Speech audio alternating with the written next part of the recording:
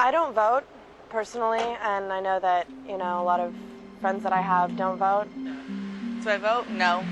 And I haven't voted because I felt before it never was affected. I was never affected by it. I did not vote in the last election, and I believe it was purely because the candidates that I had to choose from were just not up to par with my reality. I wanted to vote, but not really, because I don't think that my vote would make that big of a difference. Women had to really fight to be able to vote. And so now we have the voice. It's like you want to push the mute button.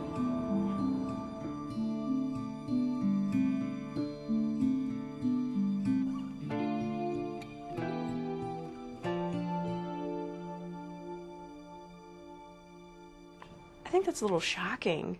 What were they doing? You have time to vote. You can vote early. You can vote at the poll. I think I'm surprised. 22 million. If I don't vote, I can't complain about whoever's in office if they're not representing me. I really can't complain because I never said what I thought in the first place should happen. You're basically saying, do with me what you will.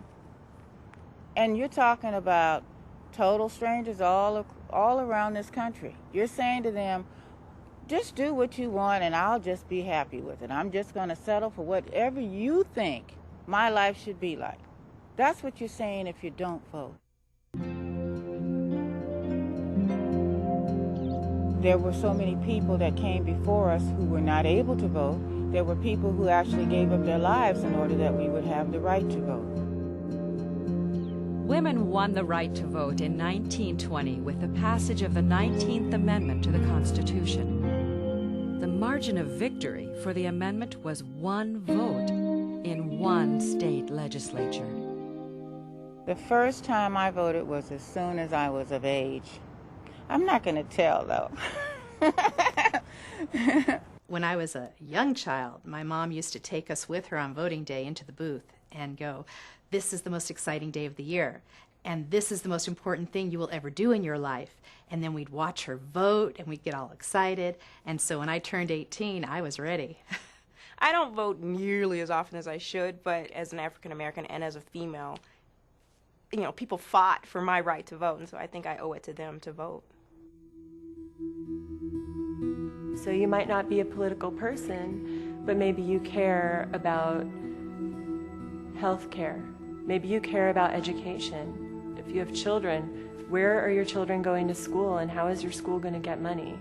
These are things that affect society on a whole, not just politicians.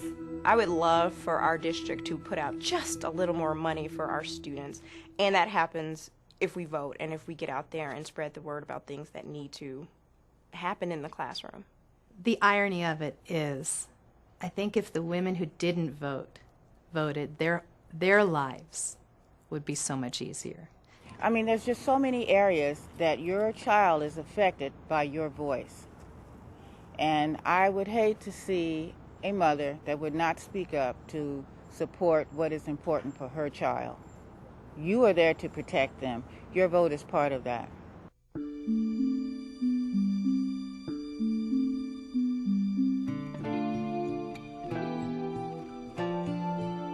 The year that I won my Senate seat in the state legislature, it was a matter of 14 votes as to whether I was in the majority or the minority party.